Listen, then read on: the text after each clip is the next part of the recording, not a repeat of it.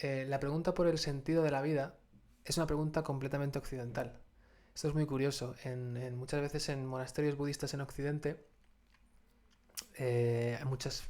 la- se tiene mucho la pregunta a los lamas o a los diferentes... o los monjes y monjas, bhikkhus, bhikkhunis que hay, se les hace la pregunta, ¿cuál es el sentido de la vida, no? Y es una pregunta interesante, pero es muy curioso observar cómo, o así lo dicen, ¿no? Que en los monasterios budistas de Oriente, por ejemplo, esa pregunta no se da. Y de hecho el budismo no responde al porqué de la vida en general. Y es que la pregunta por el porqué de la vida está en un marco religioso muy abrahámico. Porque hay un Dios que da las respuestas a todo, que es la creación de todo, el Génesis, ¿no? De la nada, ex nihilo, Dios creó todo y entonces hay una respuesta cosmológica para todo. Bueno, Anders, bienvenido a la esquina de Franz por tercera vez. Bien hallado, bien hallado.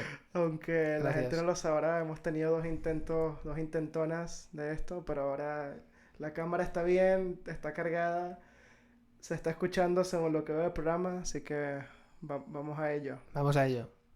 Tú eres filósofo, ¿no? Eso es lo que estudiaste, filosofía. Yo estudié filosofía y me gustaría poder decir que soy filósofo, pero para ser filósofo tienes que incluir en tu vida, en cada respiración, lo que has estudiado, poco a poco. ¿Cómo así? Bueno, pues una cosa es, en la filosofía académica hay una tendencia muy grande a entender que lo que estamos haciendo es sencillamente pues estudiar el pensamiento, lo que una serie de personas, generalmente hombres, dijeron acerca de los temas de la existencia y de la vida, ¿no? Y eso está muy bien, es fantástico y tener ese conocimiento es algo que a mí me parece increíble, ¿no? Pero la filosofía en realidad requiere un paso más allá, que es intentar, cuando tú intentando no tener presupuestos, intentas comprender la existencia o los problemas de los seres humanos, te das cuenta de que, bueno, pues pensar está muy bien, pero también están los hechos. Y hay ciertas cosas que si las piensas en profundidad deberías aplicar a tu vida y cambiar modelos de conducta, ¿no? Ok. El padre de los filósofos, supuestamente el gran modelo de la filosofía occidental, que es Sócrates, era una persona que vivía descalzo, era un friki impresionante y iba por las calles de Atenas preguntándole a las personas cosas como qué es un zapato o qué es la libertad ¿no? Y los diálogos de Platón en los cuales aparece Sócrates como protagonista lo muestran rompiendo los esquemas de muchísimas personas. En el diálogo Eutifrón, él hace una crítica brutal a la religión de la época, por ejemplo, y le dice a Eutifrón, si los dioses son omnipotentes, ¿por qué tienes que darles sacrificios? ¿No? Quiero decir, y de hecho Sócrates, o el modelo de la filosofía occidental, es una persona que fue condenado a muerte por su ciudad, ¿no? Lo que quiero decir con esto es que Sócrates es un ejemplo del nivel de compromiso que te debería aportar la filosofía. Y de hecho, en la historia de la filosofía solo hay dos tipos de filósofos. En realidad, grosso modo, los que han luchado, los que han escrito para el poder y los que han escrito contra el poder. Ok. No hay nadie que haya escrito filosofía y que no le haya pasado nada. Sí que lo hay, sí que lo hay. Pero bueno, Pero no son interesantes. bueno, pues está el caso, por ejemplo, o sea, a nivel biográfico, pues yo que sé, Kant fue un profesor universitario toda su vida que nunca salió de su ciudad, que se supone que se levantaba todos los días a la misma hora, que caminaba por la calle y que el día que se murió, todas las personas que estaban cocinando en esa calle se les quemó la comida porque él siempre pasaba a la misma hora y nunca le pasó nada, etcétera. Pero en realidad, cuando tú comprendes un filósofo de verdad, tiene repercusiones en todos los aspectos de la vida, en todos. Y entonces es un tema que bueno, pues yo que sé, quizás un ingeniero agrónomo no tiene que aplicar sus conocimientos a la vida de una forma tan fundamental o Claro. cambiar sus preconcepciones. Por eso en la vida la filosofía es difícil. Es difícil no porque sea muy abstrusa o porque la filosofía de verdad requiera de un gran de una gran capacidad intelectual. No, no, es difícil porque joder, aplicarte en tu día a día las cosas que has aprendido que llegan a un plano, si lo podemos decir, espiritual en el sentido de que va al conjunto de todo lo que significa ser humano, es fuerte. Claro, o sea, para ti la filosofía es una cosa que tiene que vivirse en carne propia, más allá de tener unas ciertas ideas sistematizadas con respecto a la realidad. Mencionabas el diálogo de Eutifrón, es interesante que lo dijeras porque nunca lo hemos hablado, pero ese es mi diálogo favorito Ah, no jodas. de Platón. Sí, Hostias, qué bueno. sí, sí, sí, de momento es mi diálogo favorito. Ah, Eh, y es verdad, él ahí hace una crítica bastante fuerte con respecto a la idea de Dios, mm, porque uno por lo que tú mencionas de que, bueno, si los dioses son tan increíbles, eh, ¿para qué coño necesitan nuestras ofrendas, no? claro. Siguiendo en la vía de la filosofía, cuando te conocí, me comentaste que el budismo para ti es la religión más universalizable. ¿Por qué dirías que es esto? ¿Por qué diría que es esto? Bueno, yo hasta cierto punto suscribo la tesis de que todas las religiones del mundo, todas aquellas, bueno, las religiones que toman el relevo después del paganismo, por lo menos, hasta cierto punto tienen un núcleo fundamental, o más que núcleo fundamental, tocan una enseñanza sobre el ser humano que hasta cierto punto todas comparten. Y esa enseñanza sobre el ser humano, que todas las religiones comparten, no se puede reducir a una serie de proposiciones porque cada religión es un mundo, etcétera, cada religión tiene su cosmovisión, sus historias, pero hasta cierto punto todas hablan de la precaución que hay que tener frente al deseo, ¿no? Todas hablan de una cierta absurdidad de la existencia del mundo de los hombres, ¿no? El mundo común, del comercio, el mundo común del día a día, ¿no? La cierta absurdidad de dejarse llevar por lo más intuitivo a priori, que es el deseo, ¿no? El querer cosas y conseguirlas, ¿no? Todas hablan de la absurdidad de lo que significa conseguir algo y automáticamente cansarse de ese algo, porque hay una cierta dinámica espontánea que es absurda, que es la de buscar siempre más, más y la insatisfacción permanente de encontrar cosas. Y hasta cierto punto todas las religiones van a ese núcleo, ¿no? Pero para mí, el budismo, o ciertas formas de budismo, o el budismo que uno puede encontrar, el budismo primigenio, digámoslo así, ¿no? Y otras formas. Budismo Theravada, ¿no? El budismo Theravada y también otras formas de budismo. Yo no quiero decir que esas no, ¿eh? Pero bueno, hay algunas que son más esotéricas, otras menos, etcétera, otras que tienen como más iconografía, digamos, que va más allá del mensaje general, pero bueno, el budismo es la religión que más depuradamente habla del deseo y que intenta, sobre todo, y se fundamenta y se dirige a buscar una solución a eso. Y también es una religión que intenta buscar una solución a eso sin la intervención de un mundo ultraterreno al que se supone que vamos a llegar cuando muramos, que es que está más allá de la Tierra y que es una idea que a mí siempre me ha resultado nefasta por muchos motivos. Ok, ¿por qué es malo el deseo? Bueno, el deseo en realidad, por ejemplo, el budismo no diría o no debería decir que el deseo es malo. El budismo yo creo que lo que diría es que, bueno, el budismo primigenio, el budismo de Theravada, lo que yo creo que diría es que el deseo es uno de los eslabones del encadenamiento que hacen que el mundo de las cosas, o sea, es decir, el mundo normal, el samsara, siga girando, siga girando, siga girando. El deseo es el gran eslabón sobre el que podemos tener una afectación que hace que nosotros sigamos introducidos en algo que pensamos que nosotros controlamos, pero que en realidad no controlamos. Es decir, tú piensas que aquello que estás deseando es lo más tuyo, porque es lo que ansías, lo que quieres, ¿no? Quiero este trabajo o quiero estar con esta persona, quiero satisfacer mis deseos sexuales, etcétera. Pero no se da cuenta, cuando empieza a investigar, y eso es lo que dice el budismo, de que en realidad todo eso no es tanto tu yo que tú controlas, etcétera, sino que es más bien fruto de un condicionamiento, es fruto de todo tu pasado en esta vida y según el budismo o según ciertos budismos de también vidas anteriores y también darse cuenta de que el deseo te controla a ti. ¿Por qué te controla a ti? Porque el deseo te impele a estar siempre en movimiento, te impele a estar siempre en la insatisfacción de aquello que consigues. ¿Para qué? Para seguir deseando. Claro. Y comprender esta maquinaria, comprenderla plenamente, es darse cuenta de que el camino hacia la satisfacción y el camino hacia la plenitud y la libertad, la verdadera libertad, no está en conseguir lo que uno quiere, sino precisamente en querer menos y en última instancia, para los muy cafeteros, en no querer. O, tal y como yo lo veo ahora y me gusta pensarlo, en llegar, en depurar todos los deseos, todos los deseos, todos los deseos, todos los deseos y llegar al deseo primario y fundamental, que es sencillamente el deseo puro de estar vivo. Claro, y yo creo que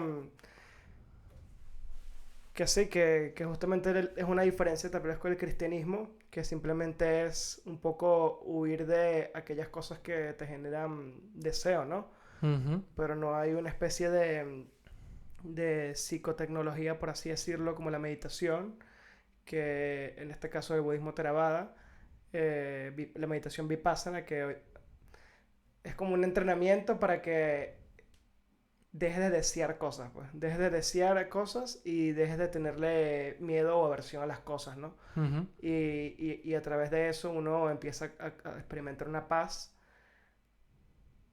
que intuitivamente sería raro pensar que uno experimentaría al lograr este tipo de cosas. Pues, o por lo menos yo pensando em, como era en el pasado, antes de empezar este tipo de meditaciones, no, nunca me lo hubiese imaginado, ¿sabes?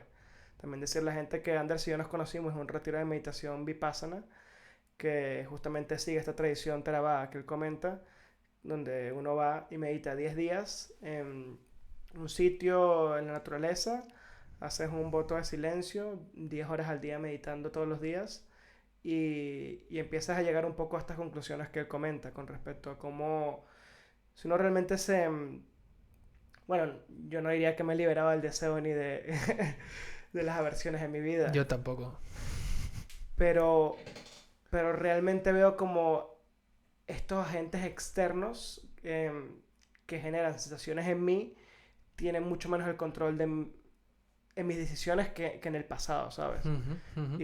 Y creo que tiene bastante que ver con lo que hablabas tú de libertad, porque, bueno, en el budismo creo que la máxima libertad sería el nirvana, o nirvana en el pali, em, que justamente al liberarte de estos deseos y de estos miedos, eres libre de hacer lo que quieras, ¿no? Básicamente. Claro, qué paradójico, ¿no? Eres libre de hacer lo que quieras. Pues, claro, Claro. claro, eres libre de todos tus condicionamientos, ¿no? El nibbana en la lengua pali significa sencillamente extinción. Extinción de todos los deseos. Una cosa que suele pasar mucho, me pasa a mí cuando leo cosas acerca del budismo primigenio, es que precisamente es muy antiintuitivo y al principio suena muy poco atractivo pensar que la libertad absoluta o aquello que más deberíamos desear o la meta última sería la extinción de todas las corrupciones, según Claro. el budismo, ¿no? Pero hasta cierto punto, una cosa que se experimenta, ¿no? Cuando uno empieza este proceso como de vaciamiento interior, cuando hacemos lo de los 10 días de Vipassana y tal, bueno, coincidirás conmigo, quizá, en que precisamente durante los 10 días de Vipassana lo que se experimenta no es precisamente paz. No, no. Se experimenta un caos interno brutal porque de repente uno se está enfrentando de una forma, bueno, pues Directa. directa y absoluta, ¿no? Y confrontada completamente con todas tus mierdas, por decirlo en plata, ¿no? Pero cuando uno se ha depurado hasta cierto punto y ha alcanzado cierto estado de progreso en esta especie de vaciamiento, yo creo que lo que sucede es lo que tú comentabas antes, ¿no? Que los pequeños momentos de lucidez que uno experimenta en su vida a veces, ¿no? Y que de repente son claros, son intuitivos. Uno cuando los experimenta sabe que ese es el camino, ¿no? Sabe que hay una dirección hacia algo que es bueno, que es provechoso, ¿no? Pero son muy reducidos, muy reducidos, muy reducidos. Claro. Y cuando uno experimenta cada vez más estados, digamos, meditativos, se da cuenta, y los incluye en su vida, se da cuenta de que ese pequeño momento de lucidez en el que uno decide realmente lo que tiene que hacer, lo que quiere hacer, se van ampliando poco más, se van ampliando poco a poco, ¿no? Cada vez más, cada vez más, cada vez más. Y eso es algo que es mágico. Sí, yo Opino lo mismo. Y bueno, diría que no todo el retiro es horrible. Tampoco quiero generar aquí Disclaimer. un rechazo a que la gente, porque si a mí me preguntan, se lo recomendaría a cualquier persona que tenga la mínima curiosidad en esto y que lo experimente por sí mismo, porque realmente creo que esta meditación, uno, es una máquina de generar insights, o sea, de realizaciones personales con respecto a la vida de uno. Y no solo generas los insights, sino que realmente fortalece tu espíritu para poder aplicar estos insights, ¿sabes? Que de repente yo creo que en el mundo occidental em, tiramos mucho de la mentalidad, ¿sabes? De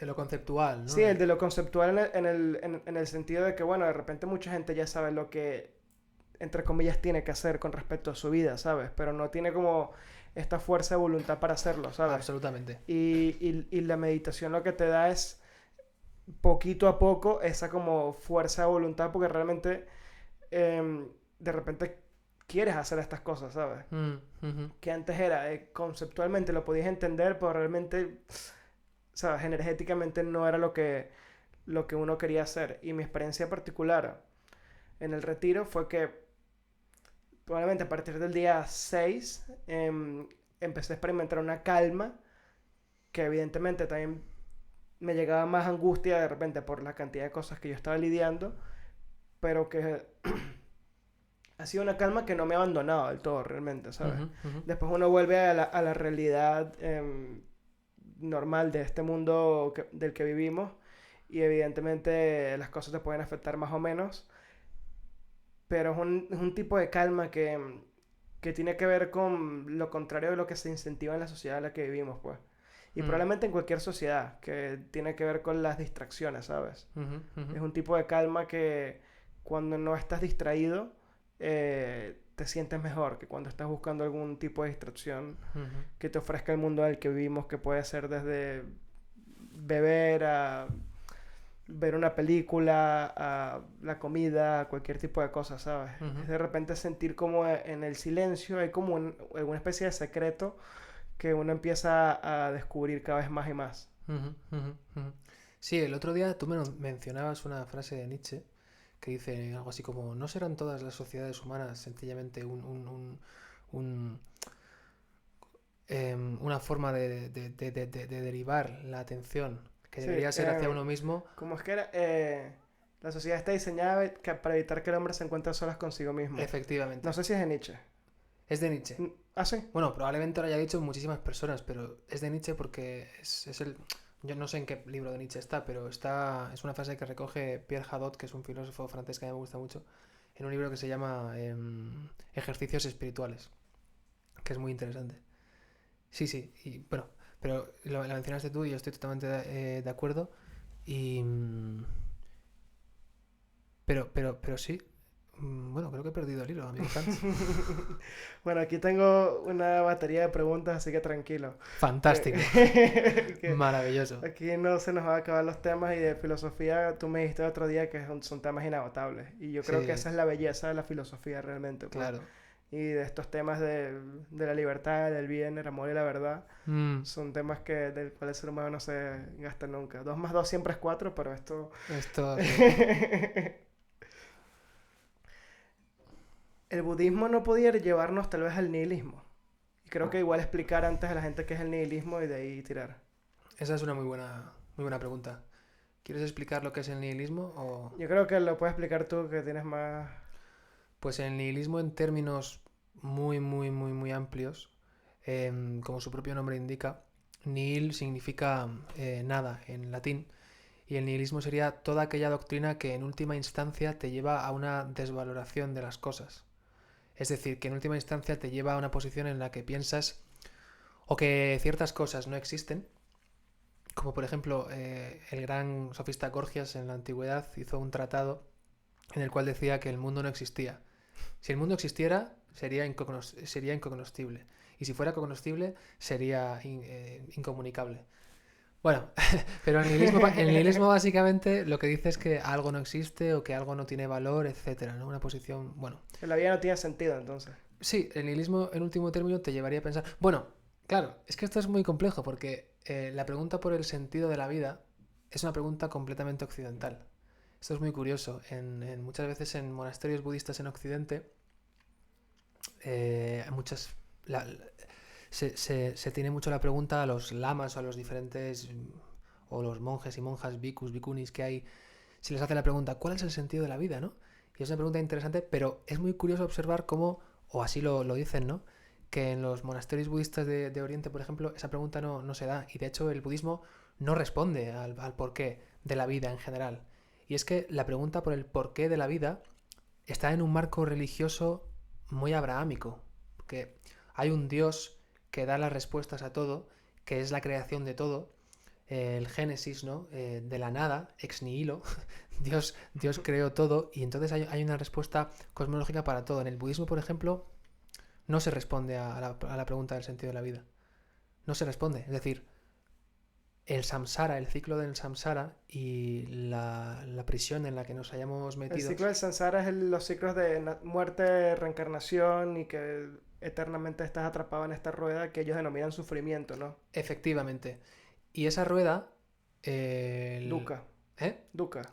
Claro, esa rueda esa rueda, la rueda de la existencia, tiene tres marcas.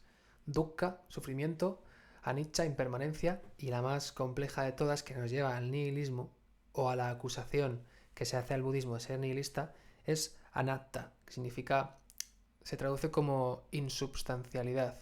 Y lo que quiere decir es que ninguna de las cosas que hay en el mundo, nada, absolutamente nada, desde este móvil hasta las nubes o tú y yo, tiene substancia. Es decir, No hay una esencia. claro, ninguna de las cosas tiene una esencia por sí misma. No es que las cosas no tengan esencia o que no existan, sino que todas y cada una de las cosas están condicionadas. Tú has nacido por un motivo, fundamentalmente porque tus padres en un momento dado pues se enamoraron y se conocieron muy profundamente y te tuvieron. Y, em, y tú actúas de esta forma porque has tenido un condicionamiento, porque hay una serie de líneas causales que han llevado hasta donde tú estás. Es decir, cuando uno penetra, según el budismo, cuando uno penetra fundamentalmente en esta idea de que todo está condicionado, que es una idea que bueno, la traducción del Pali al castellano se llama la originación en dependencia.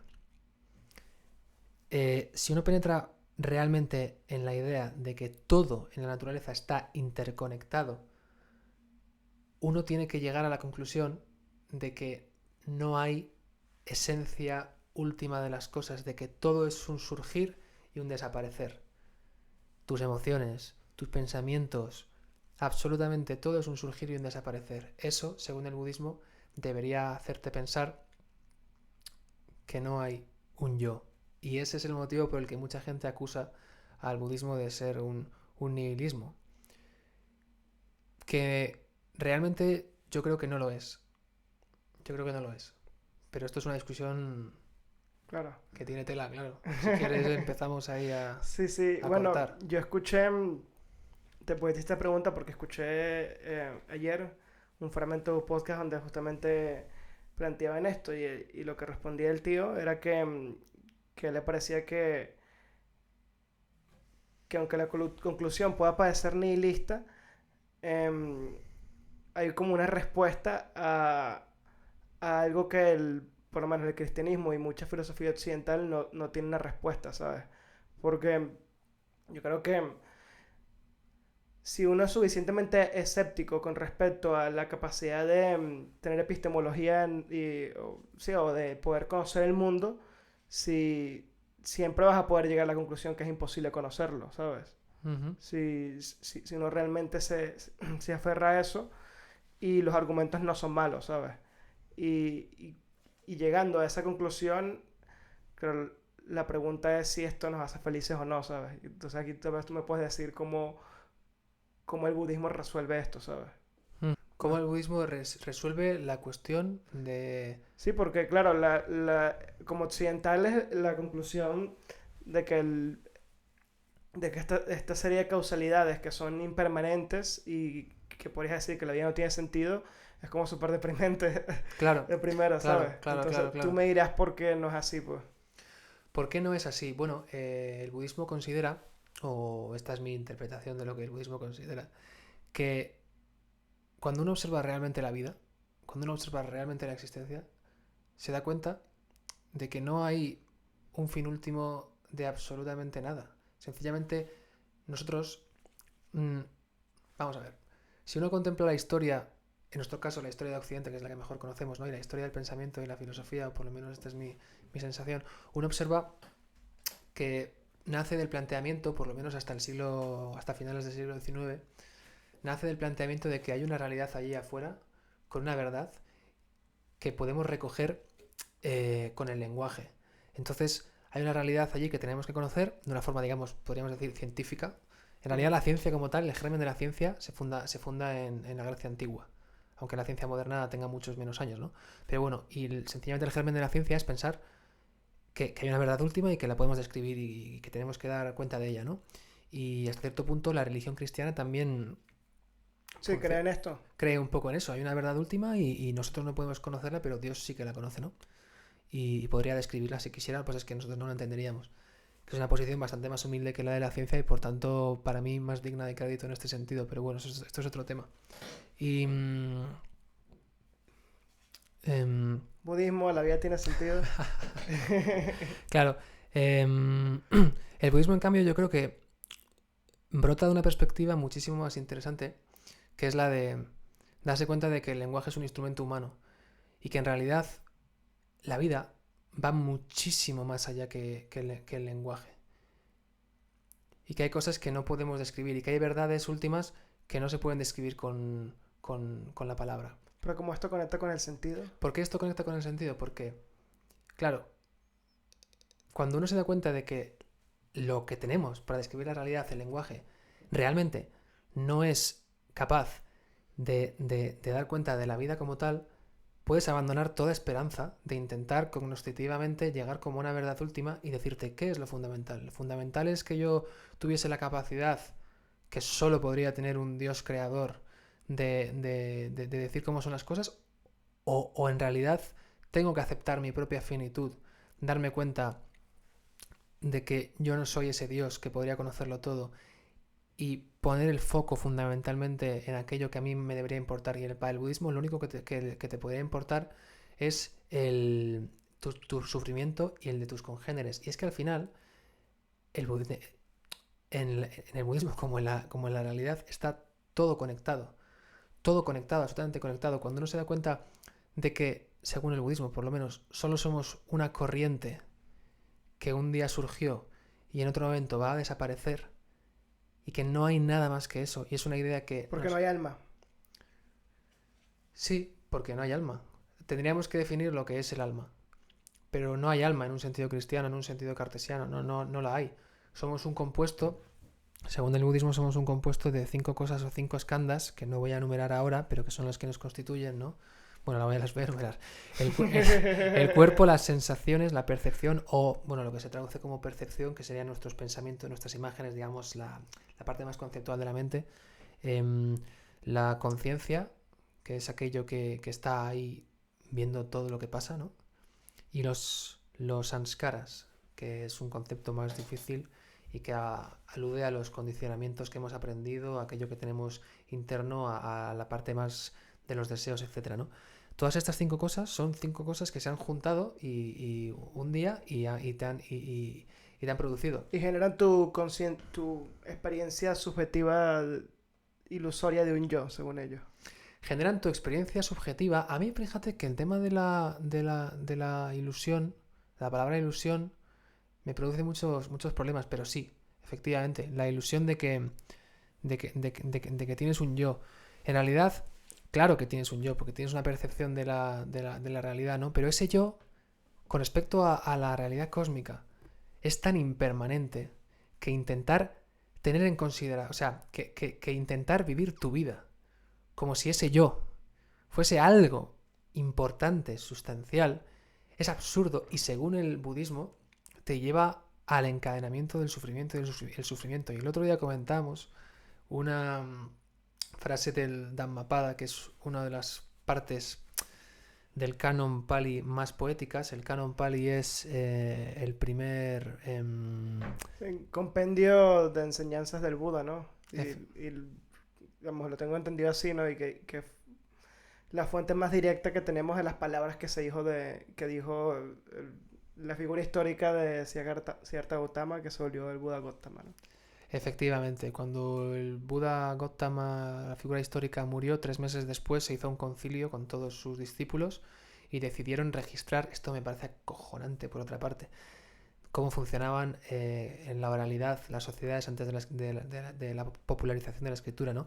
Decidieron consignar todas sus enseñanzas, que eligieron a ciertos monjes para que las recordasen memorísticamente, Sí, ¿no? sí. Estaba leyendo hoy que fueron, que todos los que estuvieron dedicados a recordar esto eran arahats, que es el término en Pali para aquellos que ya están liberados, ¿sabes? Que ya alcanzaron el nirvana. Ujú. Lo cual para mí, si es así, me hace como tener mucha más fe de que lo que se registró ahí fue mucho más fidedigno, ¿sabes? Porque eran personas completamente con una mente 100% capaz de enfocarse en una sola cosa, ¿sabes? Ujú, ujú.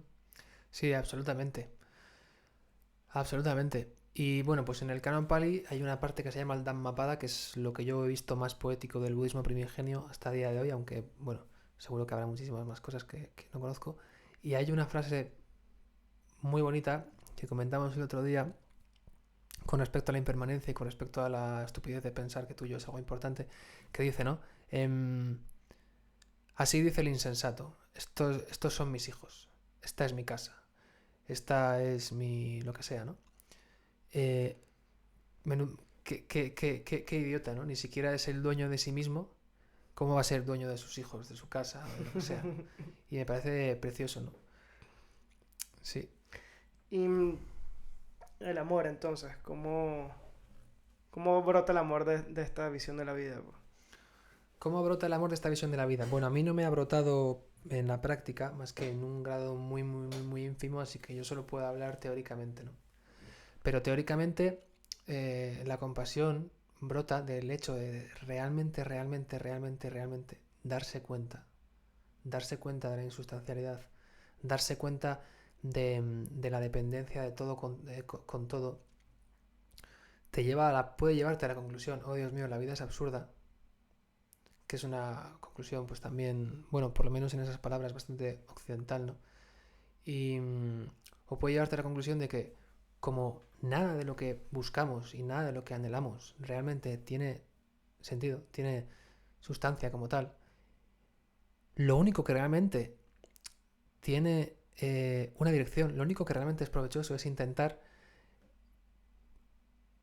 destruir el sufrimiento, intentar destruir eso que es tan real que todos hemos experimentado, que es el sufrimiento. Claro. Y cuando uno se da cuenta también de que mi yo va a fenecer, todas las cosas que uno quería acaparar para sí, ya no las quiere acaparar.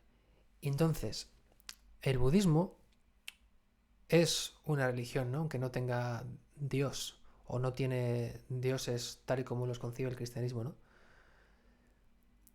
Pero, y tiene una fe para mí, que es una fe, la única fe que yo suscribo. Pero es una fe muy poderosa, que yo creo que es la de que en el fondo, en el fondo, en el fondo, en el fondo, en el fondo, en el fondo, cuando uno se depura completamente, lo que queda es algo intrínsecamente bueno. ¿Sabes? Solo hay que limpiar. Sí, solo hay que creer que somos como un monte, un césped muy alto y cuando lo podas abajo que quede raso, Ujú. lo que quedará ahí es muy bello. Y yo sí he experimentado lo que esto de ver la interconexión de las cosas a través de la meditación. No en la meditación, sino cuando he salido de algunas prácticas meditativas. Casi como una especie de espíritu que llena mi ser de ver lo loco que es que por lo menos yo perciba que existe algo que es el mundo en el cual vivimos, a que podría no existir y como una belleza intrínseca que es casi para mí reverencial, ¿sabes? Em, yo en momento en las meditaciones no he llegado a la conclusión que el alma no existe. Si al final la llegara, creo que probablemente me sentiría bien porque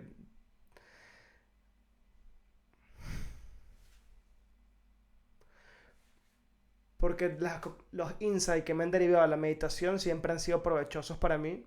Entonces, si llegara a este insight, no creo que tuviera ningún problema, pero creo que es lo que tú dices. Hay algo en entender que todas las cosas están interconectadas que realmente te reduce tu ego, ¿sabes? En el querer acaparar cosas cuando entiendes que la diferencia entre tú y yo es solamente ilusoria, ¿sabes? Que al Ujú. final eh, todos somos como lo mismo, ¿no?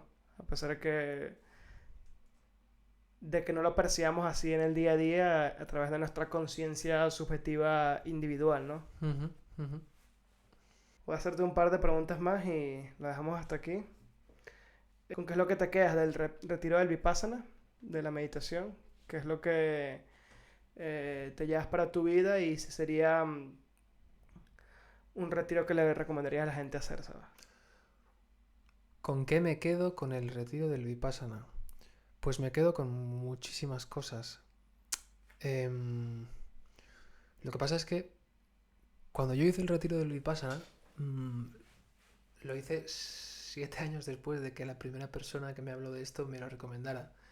Y yo fui al retiro de Vipassana sin tener ni idea de lo que íbamos a hacer. Y a mí personalmente eso me vino bien, me gustó vivirlo de esa forma, ¿no? Eso no quiere decir que si te explican exactamente lo que se hace, no vayas a aprovecharlo al máximo, ¿no? Pero es verdad que solo hay una primera vez. Y bueno, pues a mí me gustó.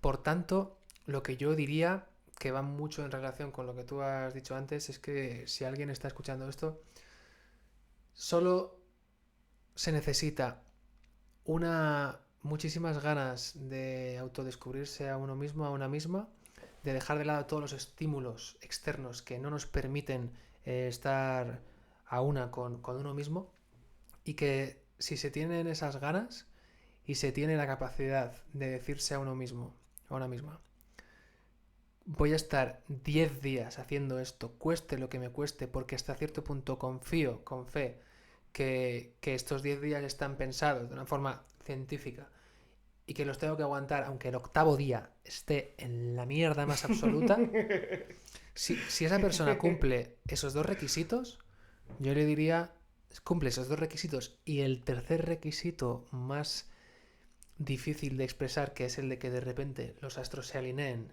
y uno sienta que los tiene que hacer, que lo tiene que hacer, yo tardé 7 años en saberlo, por favor que lo haga. Por favor que lo haga. Yo creo que esto tiene más utilidad a que yo empiece a hablar de qué es aquello del retiro. Claro, claro. Pero ¿cómo lo viviste tú? ¿Cómo lo viví yo?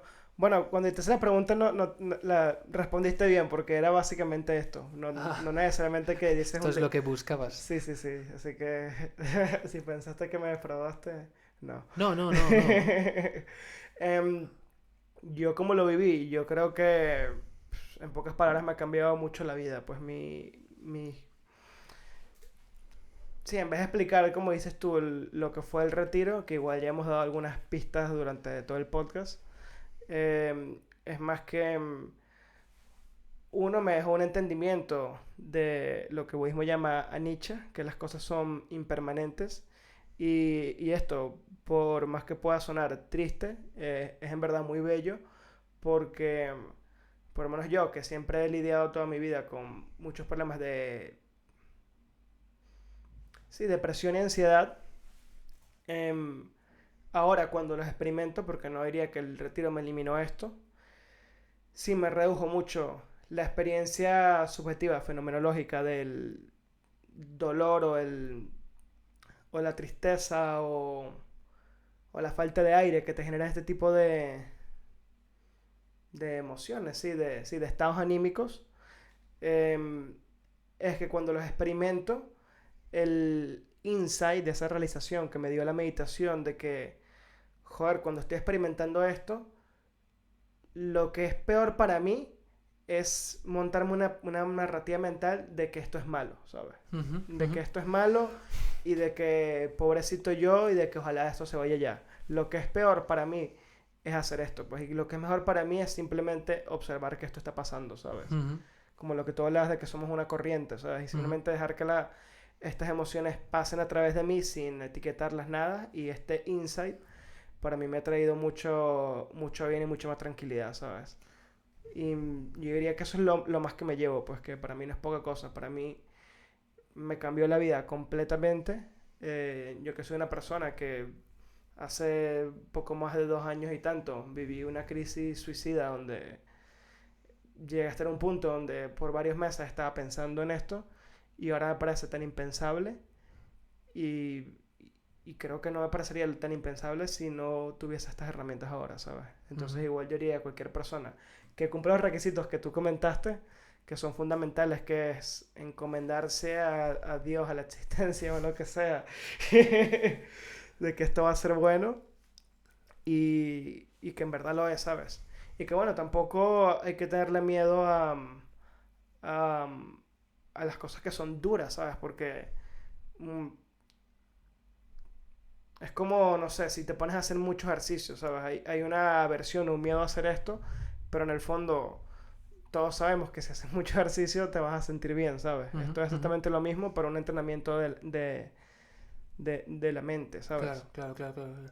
Y al final, en este tipo de retiros es más importante lo que tú experimentes por tu propia cuenta, ¿sabes? Yo, a pesar de que todo lo que hemos hablado a nivel filosófico y todas estas conclusiones del budismo, yo realmente sigo creyendo en Dios, ¿sabes? Eh, sí me parece que hay un fin último de las cosas y tampoco necesariamente lo veo incompatible, pues el budismo no se pronuncia con respecto a esto, ¿sabes? Ujú. Y, y sigo encontrando mucha belleza en este tipo de ideas, ¿sabes? Solo ahora tengo una herramienta que para mí es fundamental. Bueno, es tan fundamental que la semana que viene voy a hacer otro retiro de estos. Que el primero lo hice en abril y ahora en junio voy a hacerme otro, ¿sabes? Y bueno, tú también vas otra vez ahí Ahí estaremos juntos, Franz. al... De lados diferentes de la barrera, pero ahí estaremos. Sí, sí. Sí, sí, sí, sí. Pues bueno, Anders, realmente muchas gracias por venir al podcast. En el poco tiempo que nos conocemos hemos construido una amistad muy bella y bueno, que así continúe. Gracias a, bueno, a todas las personas que se han tomado el tiempo de vernos aquí, de esta conversación que para mí ha sido muy significativa. Y nada, sean felices.